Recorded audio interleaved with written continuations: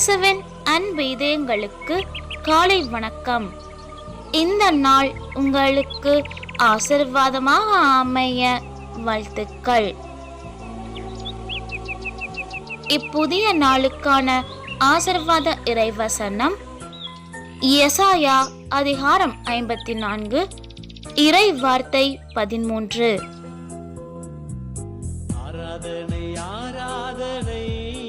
உன் குழந்தைகள் அனைவருக்கும் ஆண்டவர் தாமே கற்றுத்தருவார். உன் பிள்ளைகள் நிறைவாழ்வு பெற்று சிறப்புறுவர்.